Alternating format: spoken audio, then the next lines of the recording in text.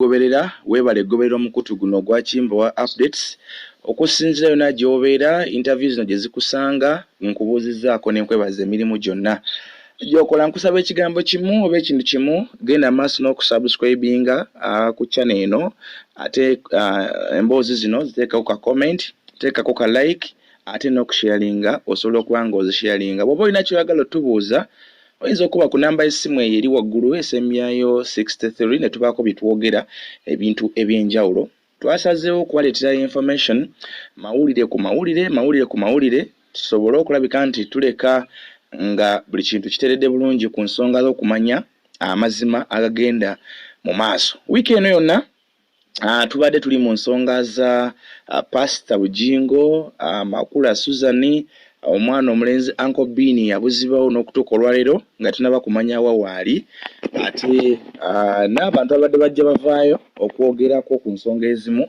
oba ze baayisibwamu oba ze baalabako mu mbeera gye baakoleramu na biki byonna ebikwatagana oludda lw'eyo. Kale tulina omukisa leero tufunye ALOYSIUS MATOVU Junior. ALOYSIUS MATOVU Junior abatajjukira nnyo yatwala pastor mu kooti. Mujjukira bulungi kooti endowooza yali nabweru awo, yatwala Pastor Bugingo mu kooti, ensonga zaali za kwokya Bayibuli naye mwe byaliwo mubijjukira bulungi. N'ekirala ALOYSIUS MATOVU Junior ono y'omu ku bantu abatandika ne Pastor Bugingo ku Dembe FM abaagobereranga program yaabwe, ndowooza yabanga lwa Sunday. So alina bingi nnyo byasobola okutubuulira ku mbeera egenda mu maaso. ALOYSIUS MATOVU Junior saawa zino awangalira mu ggwanga lya Canada, ali mu kibuga ndowooza Toronto, kye kibuga ekikulu eky'ensi eyo gye tumusanze. Omukutu guno gutambula okutuuka yonna. ALOYSIUS MATOVU Junior ssebo nsanyusa okukulaba. Nsanyusa okukuwuliza era twala omukisa guno olamuse ku bagoberezi b'omukutu guno ogwa Kimbowa updates n'abagoberera Kimbowa ng'omuntu ate n'abaali abagoberezi bo nga munnamawulire. Bannayuganda mwenna abawulira olulimi lw'enjogera byonna gye musinzira okuwuliriza n'okugoberera omukutu gwa Kimbowa updates ne Kimbowa nga omuntu presenter abanjagala nga mutaano wa mpega ALOYSIUS MATOVU Junior balamusizaako mu linnya lya Mukama waffe Yesu Kristo. Amiina. Bitambula bitya mu ggwanga lya Canada, ensi wajabulira? Owaayi omanyi bagamba basudde alina oluyimba lwe yayita ennimiro y'okubuganga. N'agamba nti ndifuna ekibanja ewalala.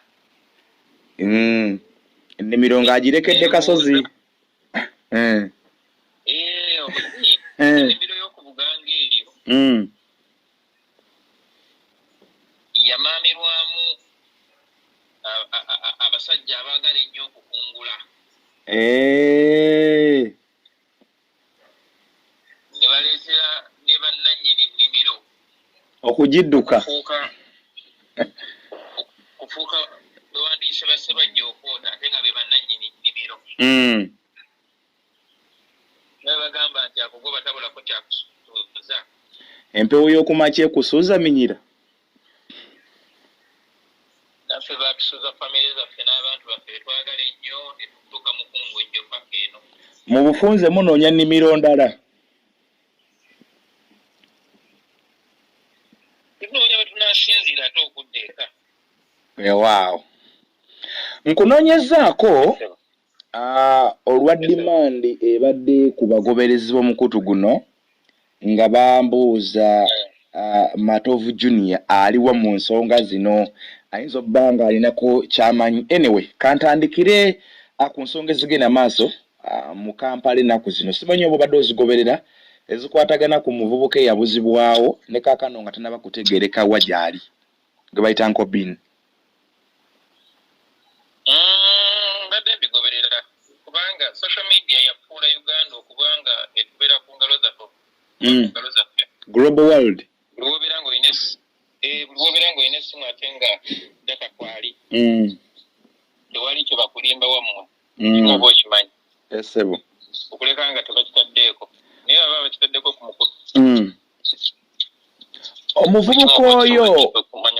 Omuvubuka oyo wali omumanyi? yasooka kugundi ku Baba TV inawo programs yakolanga wate nga nange nkolawo. Wamma wavira mu Uganda wasemba kubeera presenter ku Baba TV. No omuvubuka oyo gye yali akola yesu omumanyi. Wali wakimanyaako nti yakolako ku Salt oba tewakiteekako nnyo birowoozo?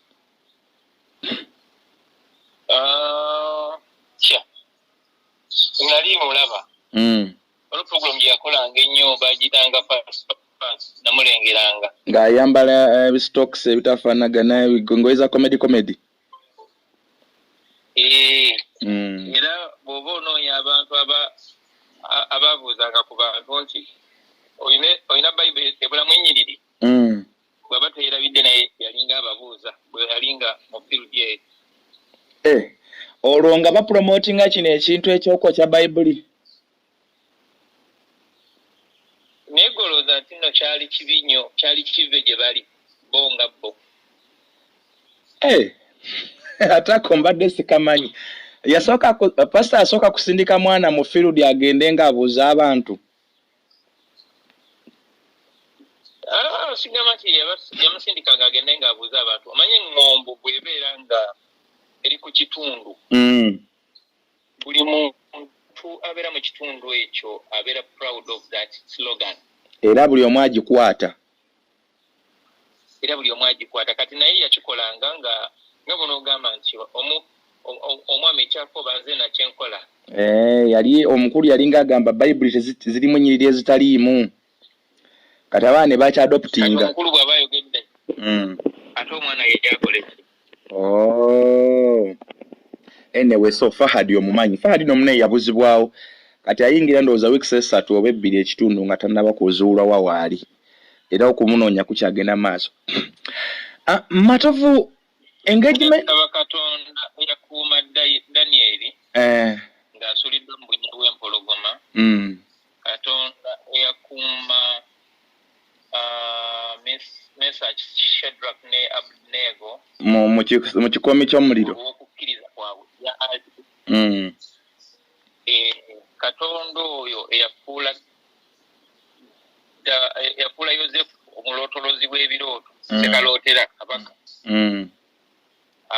Akyuse Bbiini amufuula omuntu agenda okuzza emitima gy'abantu engulu. Mu mbeera yonna gy'ayagala amukozesemu. Oyo omwana Katonda ye yamutuma okukola ebyo byakola. Okkiriziganya ne byabadde ng'ayogera ku percentage ki?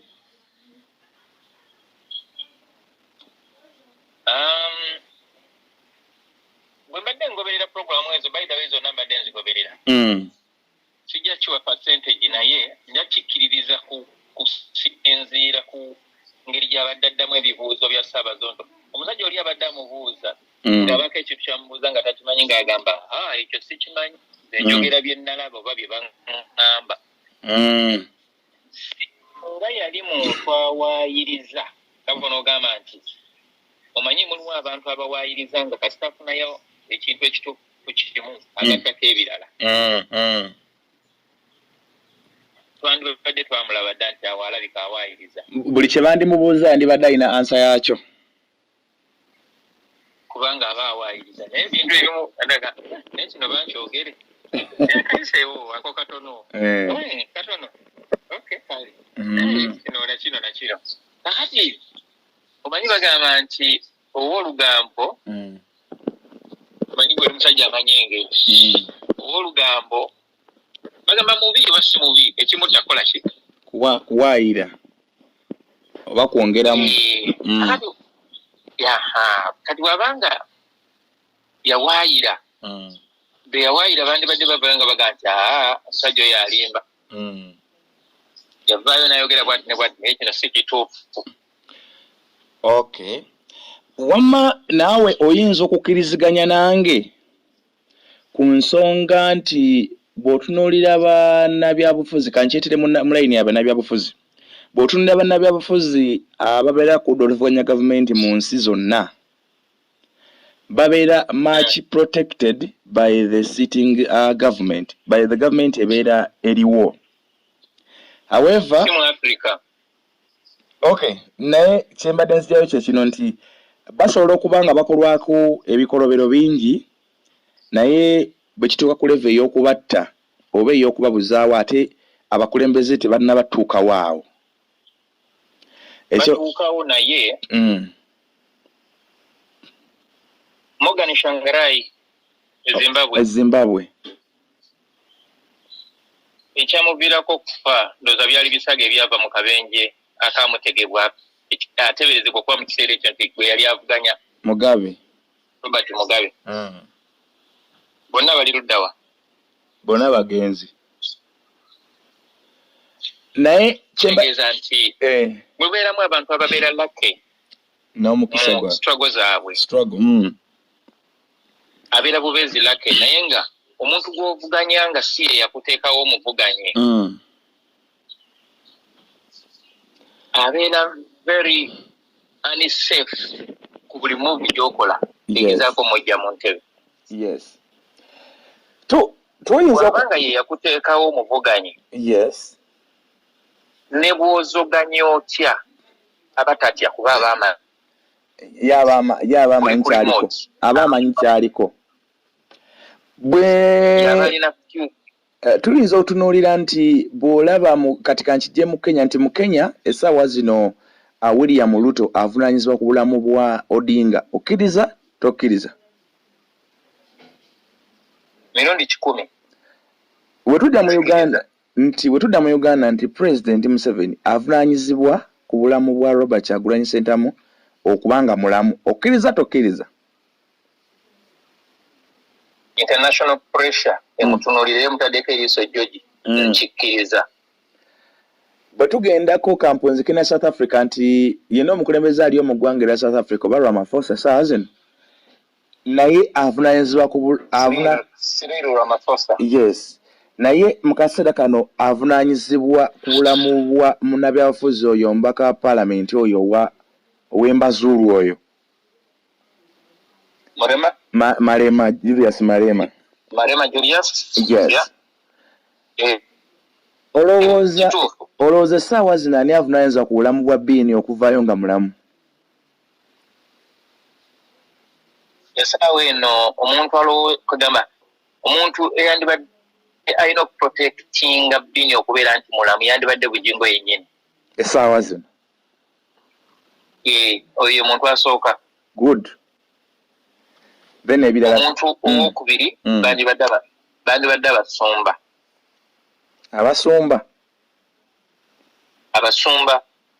Nandiyise abasumba abali ku bituuti. Abeewa Bugingo bokka oba entire Uganda pastors? Uganda. Nga tebali Makambugwe ate na pastor abasinga obungi? Bwe baba babuulira bakwata ki? Bakwata Bible. Bible erina weegambira okutabagana. Bible terina weegambira muntu okuwoolera ggwanga. N'ebyaliwo ebyokuwoolera eggwanga Naye in the Old Testament. Mukama waffe Yesu Kristo yabidibya ng'agamba nti naye nze mbagamba nti muntu bakulwanga ku ttama erya kkono oba erya ddyo muteerewo n'eryokubiri. Bw'akuggyangako ekkanzu yo muwe n'omunagiro. Tosabira bubi muntu oyo golowooza okuba nti nno akoze bubi. Kuba okuwoolera si kukwo, okuwoolera ggwanga, okuwoolera kwange. Mukama bw'ati bw'ayogera mu kigambo kye. So bapastors bavunaanyizibwa nga namba 2 okumanya omwana Bini gy'ali. Mbadde mmanyi nga ne poliisi tennaba byeyingizaamu. Mbadde mmanyi ogenda kuŋŋamba nti ne Susan Makula mukyala w'omusumba naye ali paati. Mukyala w'omusumba? Mukyala wani oyo? Mukyala wa Pastor Bugingo, Susan Makula. Naye ekigambo mukyala kyaggwamu ensa. Muyite ntya okukijjayo bulungi ensi etegeere kye ntegeeza? Nkumanyi ng'omuluŋŋamya w'emikolo. Yesebo. kiki ekifuula omukazi omukyala nga wagenda ewaabwe n'omusasula n'ogane mu kkanisa ne yabagatta n'omuteeka ewaka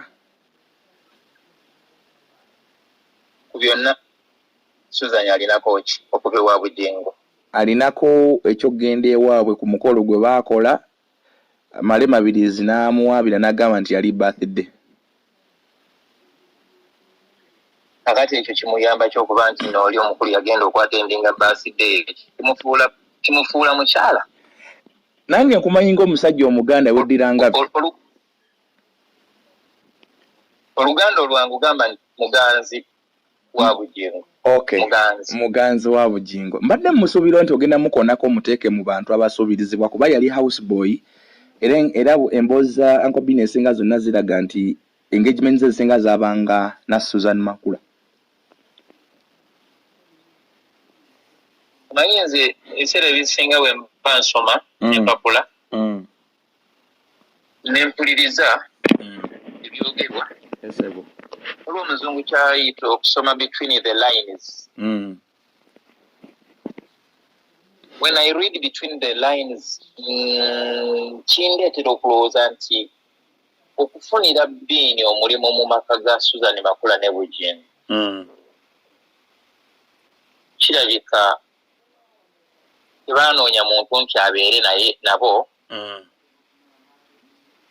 naye oba oliawo Bini alina ebyama byeyamanya nga engeri y'okukuuma n'ebyama ebyo byategedde oba byamanyi kubeera naye basobole okumucontrolling basobole nga bali naye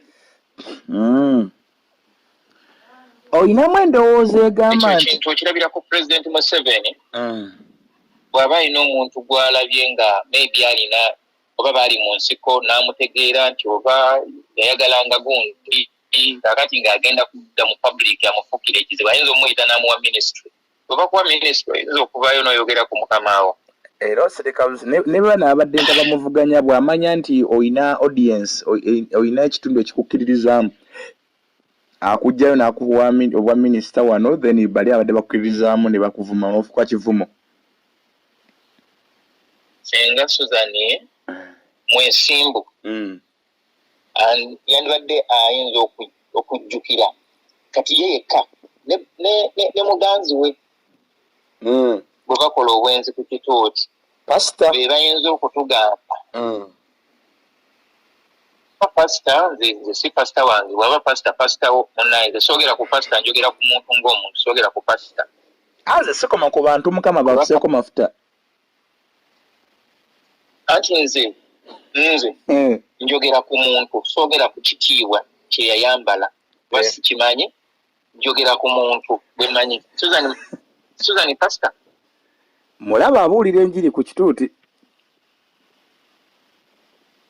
kama Katonda naye ordination saagiwulirako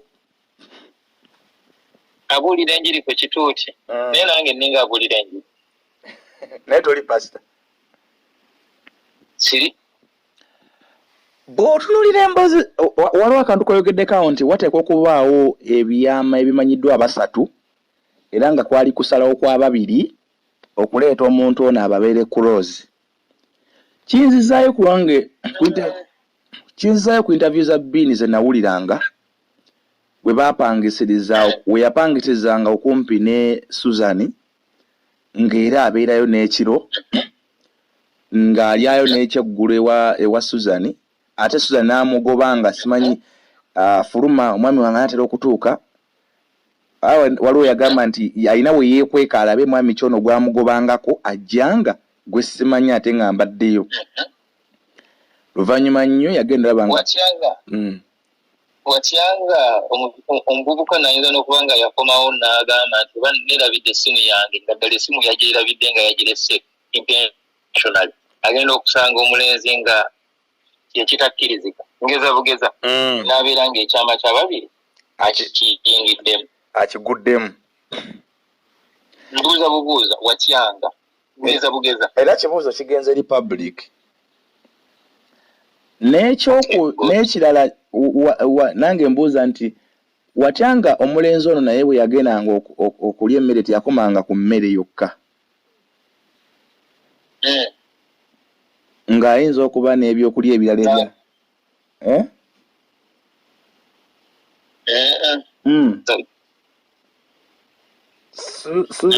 Susan awo teyatuukawo ekyo sijja kukirowooza ekyo sijja kukirowooza obwongo bwange bukiganye omanyi waliwo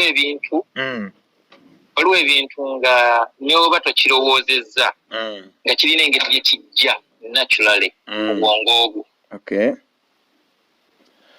ekyo kiganye okuyingira mu bwongo bwange kubanga anyway kale kati eyo nvuddeyo Matovu bannanga batugoberera tuli ne ALOYSIUS Matovu Junior atugezaako kubanga atubuulira ye kyalowooza oba naye kyamanyi. Matovu nkutute ku engagements zo ne bugingo gwe gwoganye okuyita pastor oba what was your first encounter with Bugingo ALOYSIUS? Omanyi ekya pastor saagala kukyesibako lwa nsonga eyo title eweebwa omuntu gwe nandiisa atambulira kale kunsi tekuli mutuukirivu naye agezaako okutambulira mu butuukirivu bwa Kristo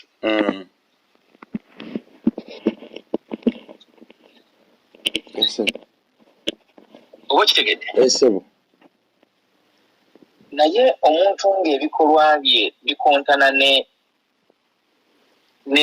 byalina okusomesa ndowooza nti bw'omuyita ekitiibwa kya abalina okutambulira mu bayibuli nga bweyogera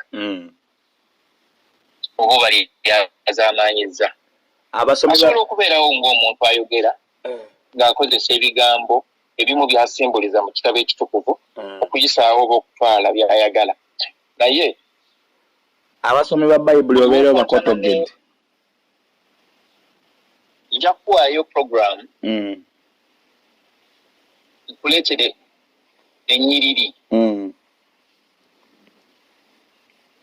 si zonna nja kuleetera ezimu ku nnyiriri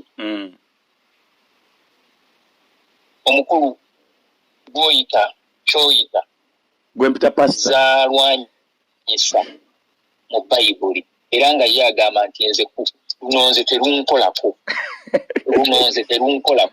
naye ng'ate luli mu kitabo kyakkulirizaamu eyo programu gisuubiza abatuwuliriza nja kukuleeterayo olunaku nkuleetera ennyiriri si lumu si bbiri si ssatu si nnya si ttaano nja kuleetera ennyiriri ezisukka mu 12 nkugambe nti luno omukulu ono takkiriziganya nalwo olw'ensonga ntakkiriziganya nalwo yakola bw'ati nga kiri against olunyiriri luno njikusuubiza kamala okola research yange tulina we twabaddeko nga abantu abamu bagamba nti ALOYSIUS Matovu Junior y'omu ku baasomesa Bugingo Bible kituufu si kituufu? Si kituufu naye nsobola okugamba nti omu ku banjagazisa okusoma Bible kuba olwedde nali njirina ate yeye Bugingo ALOYSIUS naye nze okumuyigiriza okusoma Bible mba neewadde eddaala lyesirina oba lyesirinatuukako saagala kwetuma kyesiri ofuna ddi obwagazi okutandika okusoma Bible ng'okijja ku Bugingo? nakolanga program ya Sunday tumutendereze ku Dembe FM nga nkyaza abasumba ab'enjawulo Sunday no nokyaza ono Sunday lino okyaza oli naye nga tewali ampa maanyi kukola ki kwesomera Bible naye buli wetwabeeranga ku program ng'abuuza olina Bible nti bikula wano kati nze Bible gye nnina ey'Abakatoliki Evanjiri kozi naawe oli mukristaayo so evanjiri ye New Testament evanjiri that is New Testament. Kati eno Bayibuli ate nnina egatta abakatoliki n'abalokole wandiisa abapentekote n'abakristaayo lwakuba Bayibuli yange ekaddiye naye enyanjula yaayo n'okuyulika yayulikako ndowooza nayo etandika na lubereberye Genesis nemaliriza ne Revelation kankuwulire Bayibuli eno engeri gye bagyogerako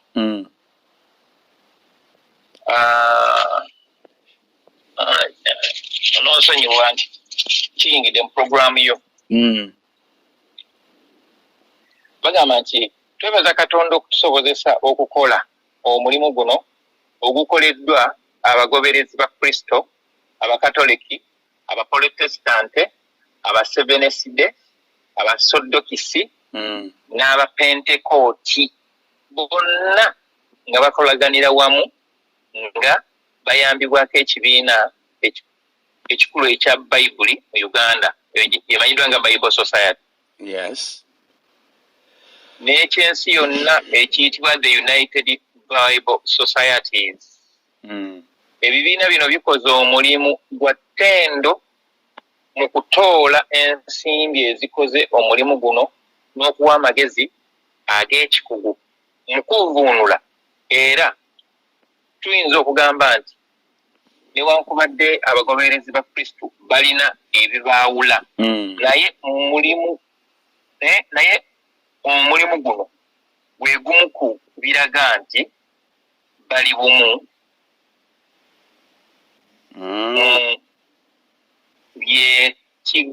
mu byekigambo kya Katonda. Yes.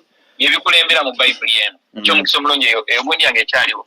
So Bayibuli egatta wonna naye nga y'abakatoliki okusinziira ku nnyanjula. Okay. Egatta bonna okusinziira ku nnyanjula. In fact temuliimu Yesu ewandibadde Yesu waliwo Yesu. Okay, kati ya bonna. Yes. Encounter yo ne pastor mu kusomanga Bayibuli mu programu yali engeta. Olina ekibuuzo kye wabuuziza saagala bagambe nti nakyewaze wasoose n'obuuza mutandika mutya bamusisinkana mutya. Musisinkana mutya ne pastor era ne mubeera ba kinywi mu njogera ennyangu. Myaka si kyagijjukira naye tugambe nti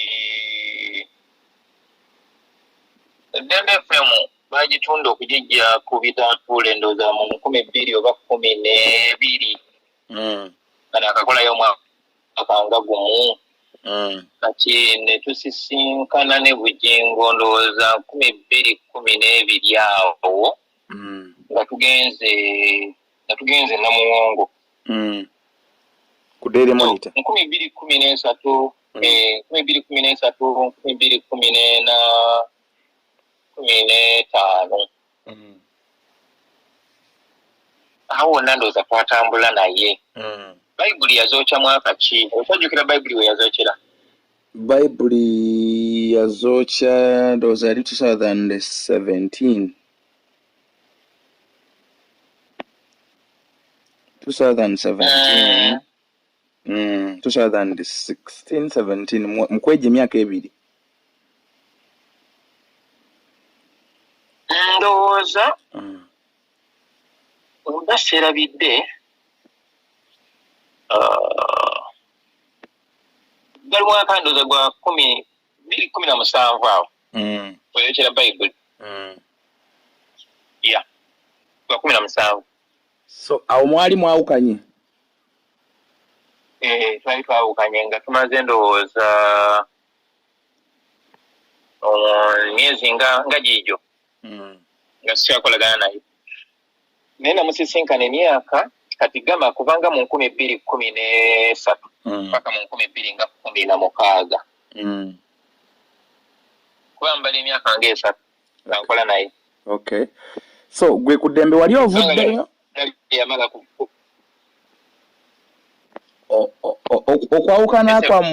okwawukana kwammwe ku Ddembe wali ovuddeyo? Programu wali ogivuddemu wamukyazanga kyekyaliwo? Nali nkyaliyo. Okwawukana kwaffe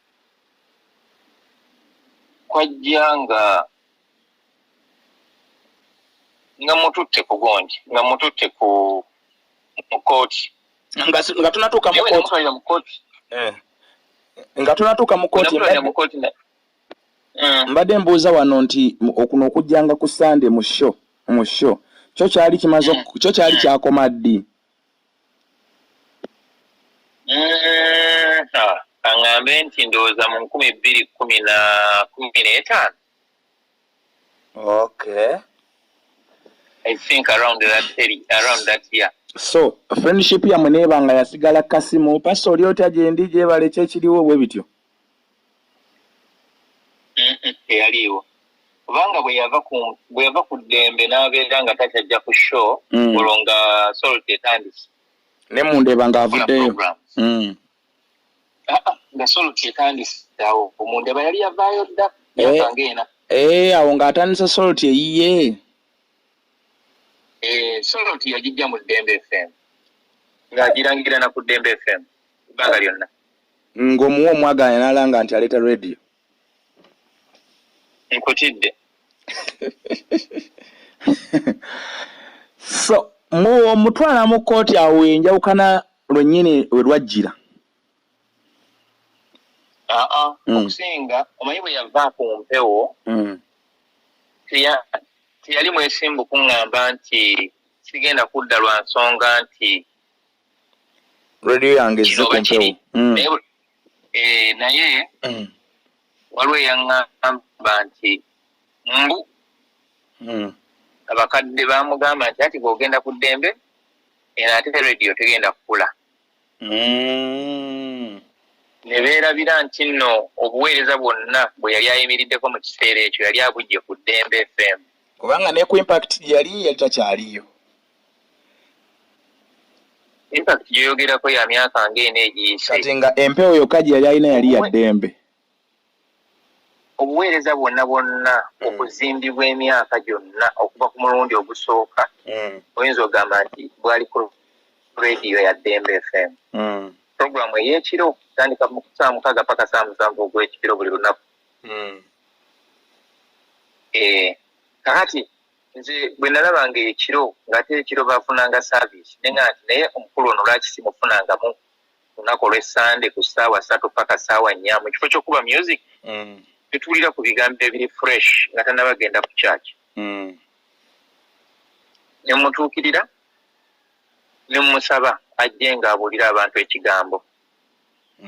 Programs okukyaza omuntu ku radio nga ku Ddembe bakyajinga $20 kale bala emitwalo nga 3 dakika 3 eddakiika 25.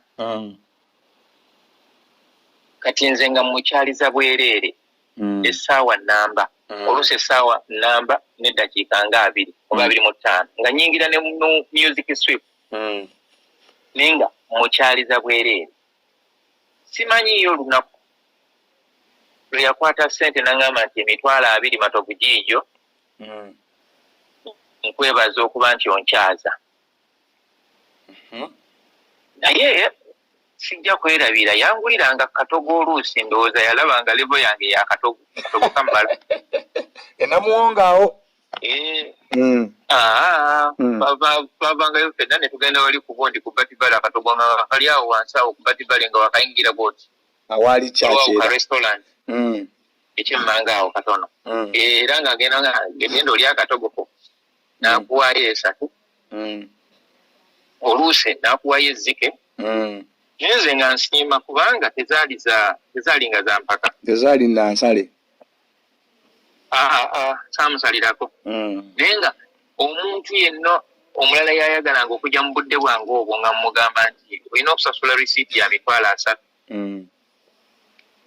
ewa mu accounts. Era abamu bankyawa nnyo nga bagamba nti njagala bugingo yekka basosola ate nabo balina ekigambo.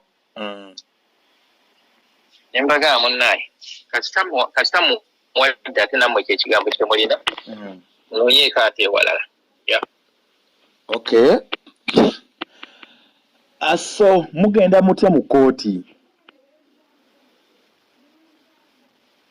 bayibuli ezo yazokyanga ennaku z'omwezi nzerabidde naye kyenzijukira Easter y'omwaka ogwo waliwo olunaku ki Easter ebeera ya Sunday ebeera ya Sunday etera kubeera mu Kutaano olwo olukule nga Easter egenda kubeerayo ku Sunday waliwo olwokutaano olwo lwasooka Good Friday Good Friday bayibuli ezo ezasooka we zaayokyerwa yayokya mu series bwendaba waliwo omusumba nno yayokya mulundi gumu teyaddamu yayokya mulundi gumu teyaddamu kasa yamanya nti bamutute mu gundi mu kooti teyaddamu kwokya Okay, kati gwe watuuka mu kooti mulamuzi n'agusala nga bwe yagusala era gwe ne bugingo ne mufa nasalangako omusango gwe twawaaba gwa bayibuli tegusalwanga nakati bwe twatwala omusango in fact bwe twamala okumusaavinga nga tumaze okukola byonna ebyetaagisa lunaku lw'okuwulira omusango gwe ne lutuuka muganda wange Kanso Anthony Wameri kama mumuze emirembe n'agamba atya naye nga tetunabagenda mu musango guno musajja ono tulina omuteekako ekkomo aleme kuddamu kwokya kuŋŋaanya kugamba kuma muliro mu bantu okusobola okuba nga atyobola bayibuli ekiteeko kye bayita injunction application yako mu kooti enabweru ati bwe tuteekayo application eyo omulamuzi yawunya nnyo ng'ayagala kumanya ddala naye kiki ekyaliwo ekituufu off record n'amubuuza bugingo ekituufu wayo kya bayibuli neyeegaana nti sizokyanga namubuuza wakuŋŋaanya nti namubuuza nti walagira abantu okwokya nti nedda nambuuza omulamuzi nambuuza Esther Nasambu akati ALOYSIUS ate kati gw'obijjawo gamba nti n'omusumba yayokya bayibuli nemugamba munayo obuzibu obuliwo muntu yeegaana naye ekituufu kiriwo ekiti n'omuwa proof mugirayo akavidiyo ng'agamba zino zakwokya kati mba nkazanya bwe nti nagamba nde katondaga yali yakalabyeko alabika yali yakalaba teri mulamuzi abeera mu musango n'atakola research ku musango era buli kimu aba akimanyi bakola research of course lwakuba tebasobola kugamba nti nze nkimanyi nti kino kiriwo eki they don't want to like present themselves as biased kakati okwaliko bayibuli the New King Version Bible NIV manyi NIV ezimu yazokyanga oba zezimu ku bye yakuŋŋaanyanga kati Kanso Wameri n'agamba omulamuzi n'amugamba omulamuzi bayibuli eyo wandibadde ogiteeka wala kubanga eyo yemu ku ezo zayokya namugamba are you serious nti ye mubuuze yali ng'ategeeza nti agenda gigulabinga agibbewo w'omulamuzi yes kakati omulamuzi Kanso Wameri n'agamba mubuuze oyo kubanga ezo ze zimu kuzakuŋŋaanya namubuuza mubuuze nti eyo bayibuli oba si bayibuli namubuuza musumba eno bayibuli oba si bayibuli nsumba namugamba simanyi kitegeeza Kanso Wameri gimuwe agikule alabe oba bayibuli oba si bayibuli sebo omukulu yagaana okukwata ku kitabo nagaa si buli kiriko ekigambo nti bayibuli nti ebeera bayibuli kyali kikonfaminga nti tagikkiririzaamu eyo kati omulamuzi n'amubuuza what do you call a Bible ko bugingo nti the word of God kati omulamuzi n'amubuuza what is the word of God agenda okulanga naye wabula kyandibadde kirungi ne tubeera ne kamera mu nkyemba z'omulamuzi mwandinyumiddwa katemba kubanga ebyali munda byali birala n'ebyali ebweru byali birala muganda wange yannyogogera munda wali eweeru waaliyo abagoberezi bayitirivu. So omulamuzi Esther Nansambo omusango gwe yaguwunzika atya? Esther Nansambo application gye twateekayo nga twagala obutakola ki gye yakolerako judgment. Okay. Of course nga bano baleeta kitwandiise reply to our case baleeta bo bye balowooza okuba nti bye byali bidefending a client waabwe nga ba lawyer naye ne bibeera nga biziddwa ku bbali okusobola okukola ki okuwuliriza application naye mu kuwuliriza application bugingo yagikozesanga ngiyite ntya promotional tool ya olukuŋŋaana olw'enjiri olwali lugenda okubeera enamboole lwe bayita Independence Night. Kuba ebiseera ebisinga gwe oli munnamawulire era obimanyi nti bwe muleeta application in the morning, yes, mu afternoon application esobola okukola ki okubeera ruled, yes, either in favor of the applicant or in favor of the accused. Oba kitegeera. Naye sebo application yaffe bagyongezayo okumala kumpi oba wiiki 2 oba 3 era determination yayo yaliwo nga olukuŋŋaana olw'enjiri ennamboole nyoza lubuzayo ennaku nga 3 oba 4 lubeerewo naye ng'enjiri eyabeeranga ku kituuti ng'egamba era oluva mu kooti tusuubira nti omulamuzi ajja tuwa obuwanguzi biteewo singa osobola okugyayo recording ez'akaseera ako ojja kulabira ddala nti no already judgment already bo baali bagifuna dda. Tegeeza mu ngeri emu oba endala influencinga kooti. Ekyo Mukama Katonda yakimanyi.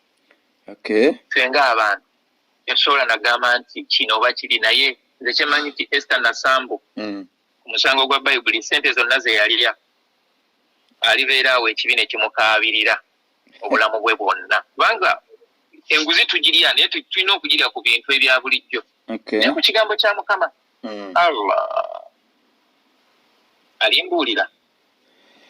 Anyway, okuva ku olwo wafuuka mulabe. So application akaseera bwe katuuka ne bagidetermininga mu judgment omukyala yagamba nti omusango guno munene okusinga ekooti y'e Nabweru because ekooti y'e Nabweru ehandolinga emisango egiri ku ngasi etasooka miliyoni 30 ate omusango guno gusaana high court because gwa Uganda gwa nsi yonna n'olw'ensonga eyo application gigobye naye n'omusango mugende muguwaabe mu kooti entuufu mugende mu high court. Buli muntu alabirire oyo abadde amuwolereza azin tewaliwo costs side zonna. Naye ate naffe empaba yaffe yali tesaba costs zonna because our case was not a criminal court. It was not a criminal case, it was just a civil matter. So kyewali ogenderera mu ekyo kyali ki? Abamuggyeko okuddamu okuweereza bamustopping okuddamu okwokya Bayibuli? Bamustopping okuddamu okukuŋŋaanya ebitabo ebitukuvu oba ekitabo ekitukuvu mu version ez'enjawulo ng'agenderera okubyokya okubuzaabuza abantu nti waliwo Bayibuli entuufu n'enkyamu obutavvoola bawandiisi ba bitabo ebyo n'obutaddamu kukuma muliro mu bantu okukuŋŋaanya Bayibuli ezo ku kigendererwa ky'okuzookya. Olwo n'abaze ekyanga tebazaawo ku gundi bukanani waliwo omukyalo oba ensambi awo bwe yagyokya. Okay. So okuva olwo tewaddamu kuengaginga na musumba at any level? Business wise taddamu kuengaginga naye naye mwaka gwali tuli mu 2022 Esebo ndowooza mu 2021 awo nga twakava mu covid twakava mu covid namukubirako essimu nze nga nze in fact twali tugenda kuyingira 2022 ndowooza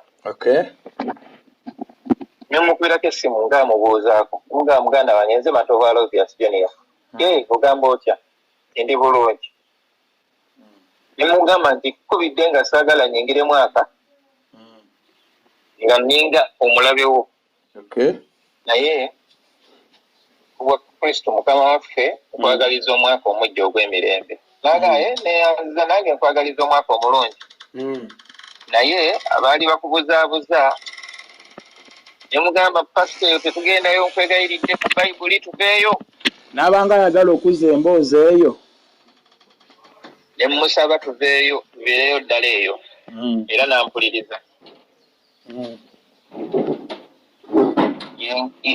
enkaunta yange naye yasembayo ku mukutu gwa simu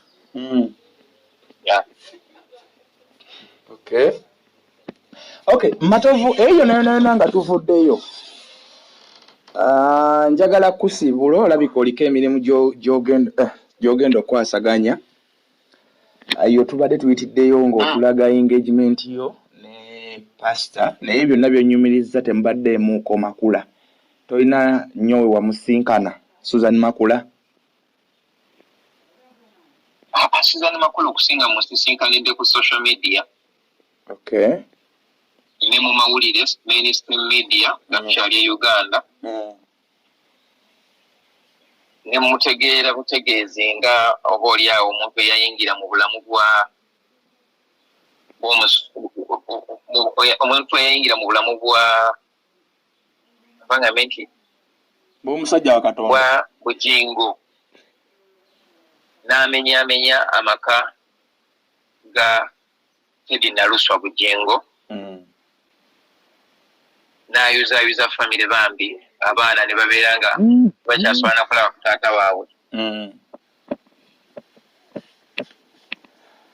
mutunuulira nga bwe ntunuulira abakazi abalala bonna bendabye oba bengoberedde naddala mu bitabo ebitukuvu abasudde abanene oba abasudde abasajja ab'amaanyi era nze bwe mba mwogerako simwogerako nga Susan Makula ne mwogerako nga omusoto ogwayingira mu nnyumba ne guleka nga famire gugibozze oba gubozze buli muntu nga buli muntu ali mu kudduka anoonya waawonera bw'otyo bw'oyinza okudifayininga Susan Makula kyensobola definition ennyangu mulaba nga omusoto ogwayingira mu nnyumba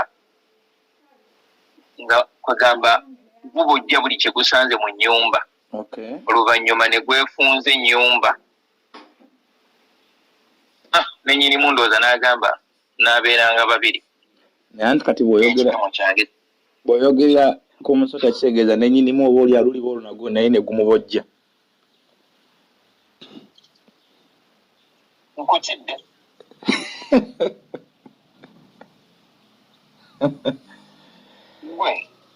wangi teriyo muntu abala nga kyabala kimukomya mu kkubo nepulira gundi yo terikirya bulungi ira eri muvubuvu oba ofuna bulungi nkuwulira bulungi ekigenda okuva mu maaso awo nayogera nyina emabegakawo mukutu gwe bankyazaako neŋŋamba nti nze singa mbadde Bugingo Susan Makula nandibadde mujjamu muki mujjamu azini muwa sente n'avaawo e Uganda n'atandika obulamu mu Amerika Bungereza oba wa mugulira apartment n'avaawo in fact mugulira apartment nga ne gyagenze nsobola ogenda ne musangayo naye n'ava mu picture omanyi kye kitegeeza okubeera nga oli mu kifaananyi abantu mwe bakulabira ng'omusumba naye abaakubanga engalo nga Teddy Naluswa Bugingo azze gw'ogendako ku Bativale nga Teddy akyali ku kitooti nagendako ku Bativale mirundi gyalinga ebiri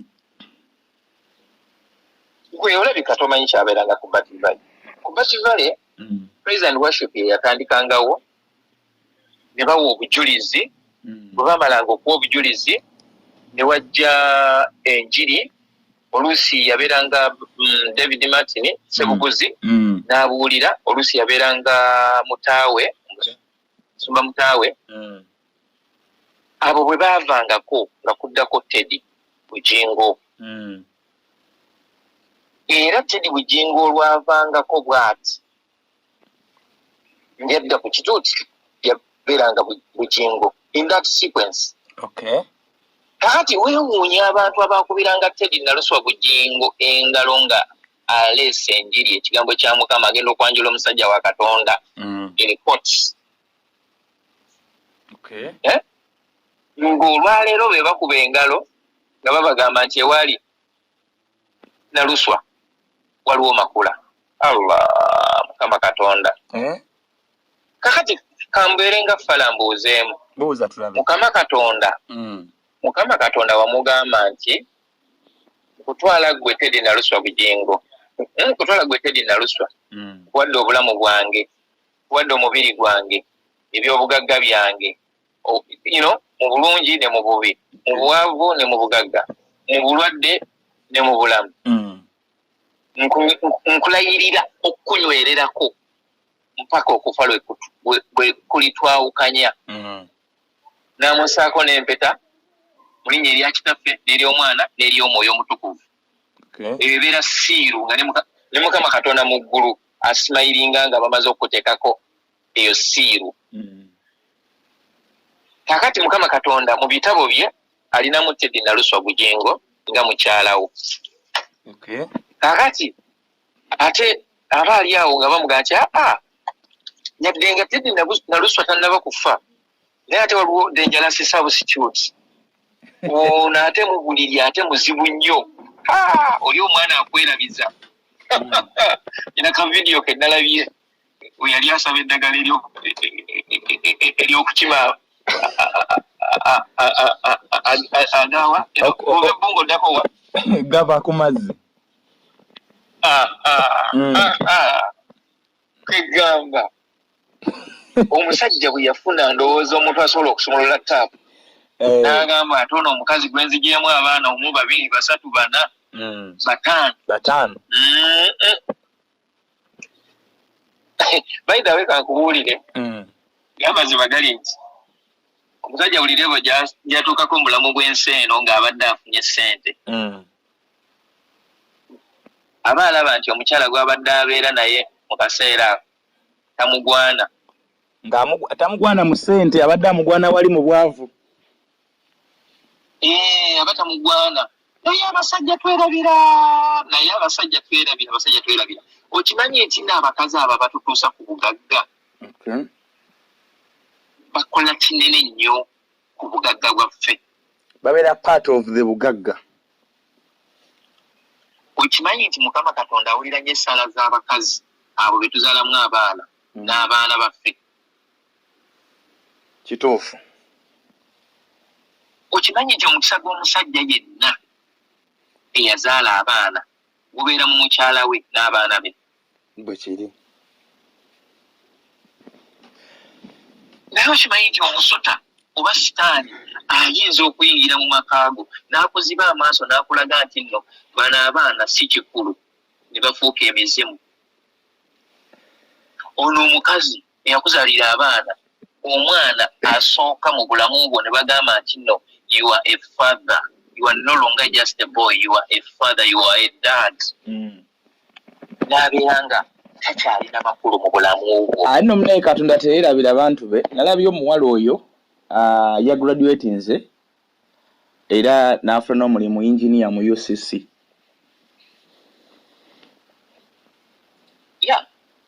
Omuwala oyo. Olwini oyo namuweerezako message nga bayita mu kaseera akako kubanga maama waabwe asindiikirizibwa ng'ekyonziira. Emugamba Mukama Katonda ajja balwanirira. Ku Facebook. Nangamba weebale tusabira. Nenkomaawo. Matovu waisisi walosinkanyeko ku Mama Teddy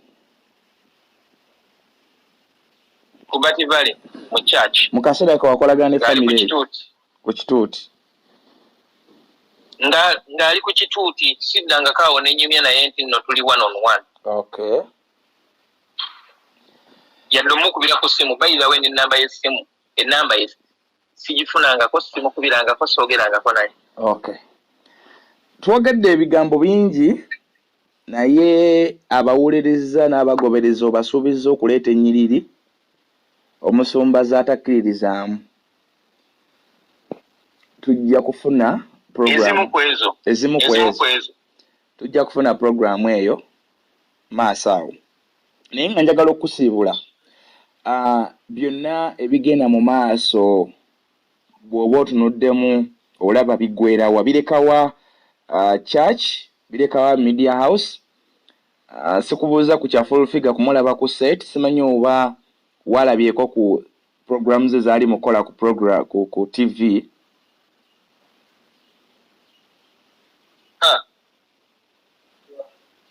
Ekisooka bigenda kumusuula.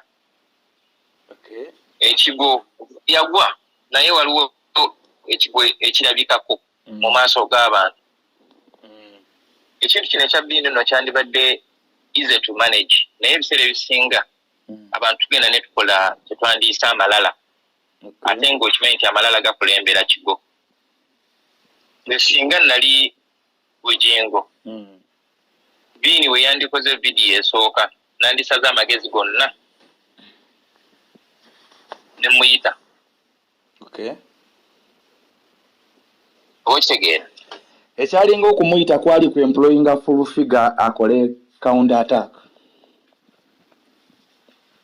Andi kati awo alinga agamba nti Katonda alemereddwa katufune ku sitaani yabatulwanira entalo zaffe. ALEESE ngenda kuddamu nkufune tujja kwogera ku nsonga za TV full figure n'omwami gwe nzikirizaamu ennyo mu media kuba ate kati bamutadde nnyo wansi olw'okuba nti ye moderator wa show naye atunula butunuzi nga full figure ali ku TV awemula olw'okuba akolera past segenda mboozi eyo gikuteeka kuliyo akantu kamu kokka. Yesebo bw'oba oyagala okukola n'omulokole olina kwefuula musiru. Okay. Awo oba ojja kuwangaala naye naye buli woyagala okwegeziwaza nga Matovu Junior tokoze abo tosobola bakolera newekuba kusiimuula mmeeza kwatuula tebakubola gisiimuula tebagukuwa agobera mu lunaku lumu. Matovu ALOYSIUS Junior ng'omukristu bwema nkusiibula omusumba omwolekeza mukisa gumutambulireko kikyoyinza mu bigambo 2-3 kyoyinza okufunzafunza Pastor Bugingo Makula Susan ne Uncle Bini yonna gyali. Kitaffe ali mu ggulu erinnya lyo litiibwe obwakabaka bwo bujje byeyagala bikolebwe mu nsi nga bwe bikolebwa mu ggulu otuwa emmere yaffe eya buli lunaku tusonyiwa ebibi byaffe nga naffe bwe tusonyiwa batukola obubi totutwala mu kukemebwa naye otulokole mu bubi. Amiina. Tuyanze gesebo era tukwebaza n'akadde k'otufisiriza naffe katukwosabire Katonda ayongere okukuumira eyo ate ne famire yo giwaleka eno naye agikuumireyo. Mukama w'omukisa buli abadde awuliza programu eno agikubiriza ate ne betwogeddeko tetubogeddeeko kubamenya mitima tubogeddeko nga bw'ogamba nti enswera ekwagala yekugwa wa ate nga abaganda balina olugero nti ebyomu nnyanja obibuuza muvubi. Awo n'ab'e Masaka bagamba nti olaba Pookino akulembedde ng'obuuza nti abo b'e Masaka. Kale nno ffe tuli ba media personality, tuli bakkiririza mu Katonda, so abo bantu baffe ewedde. Amina. Naawe bw'oti.